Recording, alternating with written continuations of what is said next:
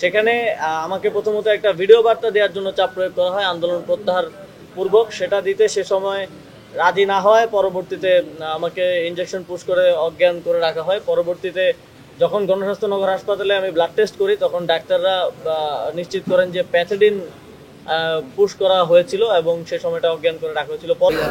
আজ আন্তর্জাতিক অপরাধ ট্রাইব্যুনালে জানখারপুল এলাকায় 5ই আগস্ট 6 জনকে হত্যা করার যে মামলা, সেই মামলায় আমি সাক্ষী হিসেবে হাজির হয়েছিলাম এবং জুলাই গণঅভ্যুত্থানের যে সূত্রপাত কোটা সংস্কার আন্দোলন থেকে শুরু করে পুরো আন্দোলনের ধারা বর্ণনা দিয়েছি।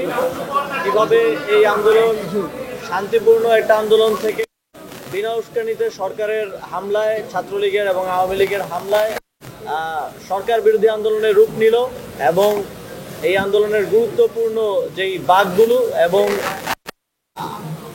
কমপ্লিট শাটডাউন ঘোষণা, ইন্টারনেট ব্ল্যাকআউট, আমাদেরকে গুম করে নিয়ে রাখা হলো এবং পরবর্তীতে আন্দোলন প্রত্যাহার করার জন্য নানাভাবে চাপ প্রয়োগ করা হলো। আপনারা সবাই দেখেছেন কিভাবে ডিবিতে আমাদের 6 সমন্বয়ককে তুলে নিয়ে যাওয়া হলো এবং 6 দিন আটক করে রাখা হলো। জোরপূর্বক আমাদের থেকে যেই তাদের লিখিত বক্তব্যে স্বাক্ষর এবং সেটা পাঠ করিয়ে গণমাধ্যমের মাধ্যমে সারা দেশে প্রচার করা হলো আন্দোলন প্রত্যাহার করার কথা বলে। এই পুরো ঘটনাক্রম এবং প্রত্যেকটি ঘটনায় কারা কারা কোন কোন বাঁকে দায়ী ছিলেন সবার নাম সহ আমি আজকে আন্তর্জাতিক অপরাধ ট্রাইব্যুনালে সাক্ষ্য দিয়েছি এবং বিশেষ করে 5ই আগস্টের পূর্বে 5ই আগস্টের যেই লং মার্চ টু ঢাকা কর্মসূচি সেটা আমি ঘোষণা করেছিলাম সমন্বয়কদের সাথে আলোচনাক্রমে এবং 5ই আগস্টে সেই লং মার্চ টু ঢাকায় অংশগ্রহণ করতে আসার সময় ঢাকার নাজিমউদ্দিন রোড দিয়ে আমরা ঢোকার চেষ্টা করছিলাম। সেখানে পুলিশ আমাদেরকে বাধা দিয়ে রেখেছিল প্রায় 3-4 ঘন্টা। সে সময় পুলিশের গুলিতে আমার সামনেই 2 জন নিহত হন এবং মোট শহীদ আনাস ইয়াকুব সহ মোট 6 জন সেখানে নিহত হন বলে আপনারা জানেন। সেই ঘটনার আমি যেই যা দেখেছি তা সাক্ষ্য প্রদান করেছি মাননীয় ট্রাইব্যুনালকে এবং আমার সাক্ষ্য গ্রহণের প্রক্রিয়া চলমান আছে। আগামী সপ্তাহে একই দিনে আবার আমি পরবর্তী অংশটা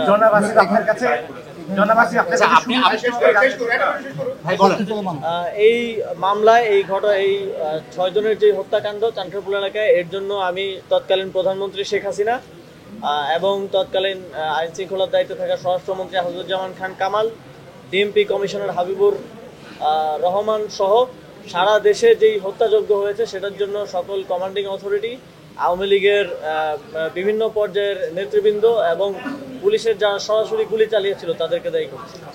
আপনি ডিবিতে যখন ছিলেন স্বরাষ্ট্রমন্ত্রীর নির্দেশ ছিল আপনাকে হত্যা করার, আপনাদেরকে হত্যা করার, কিন্তু তারা দয়া করছে আর কি। ডিবিতে যখন ছিলেন, ডিবিতে থাকা অবস্থায় এবং ডিবিতে যাওয়ার আগে যখন গুম থাকা অবস্থায় আমাদেরকে গোয়েন্দা সংস্থার পক্ষ থেকে যারাই আমাদের সাথে কথা বলেছে সবাই নানাভাবে এই নিয়ে এটা বলেছে যে আপনাদেরকে হত্যা করার নির্দেশনা দেওয়া হয়েছে, আপনাদেরকে যাতে আর দেখা না যায় লিডারশিপে সেটার নির্দেশনা আমাদেরকে দেওয়া হয়েছে। কিন্তু আমরা দয়া দেখাচ্ছি, আপনাদেরকে করছি না, আপনারা আমাদের সাথে সহযোগিতা করেন, আন্দোলনটা প্রত্যাহার করেন।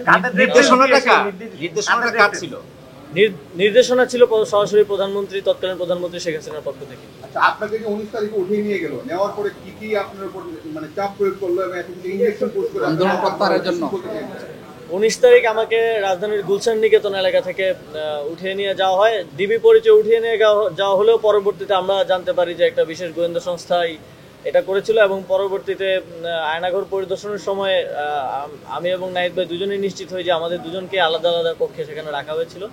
সেখানে আমাকে প্রথমত একটা ভিডিও বার্তা দেওয়ার জন্য চাপ প্রয়োগ করা হয় আন্দোলন প্রত্যাহার পূর্বক। সেটা দিতে সে সময় রাজি না হয় পরবর্তীতে আমাকে ইনজেকশন পুশ করে অজ্ঞান করে রাখা হয়। পরবর্তীতে যখন গণস্বাস্থ্য নগর হাসপাতালে আমি ব্লাড টেস্ট করি তখন ডাক্তাররা নিশ্চিত করেন যে প্যাথিডিন পুশ করা হয়েছিল এবং সে সময়টা অজ্ঞান করে রাখা হয়েছিল। পরবর্তীতে 24 তারিখ আমাকে সেখান থেকে ছেড়ে দেওয়া হয়। আপনারা জানেন তারপরে ঘটনা আমি গণস্বাস্থ্য নগর হাসপাতালে চিকিৎসা নিতে ভর্তি হয়েছি। সেতু ভবনে আগুন সহ বিভিন্ন ভবনে আগুন নিয়ে আপনি কি বলেছেন আসলে জবানবন্দি দায় চাপাবার যে বিষয়টা আসছে?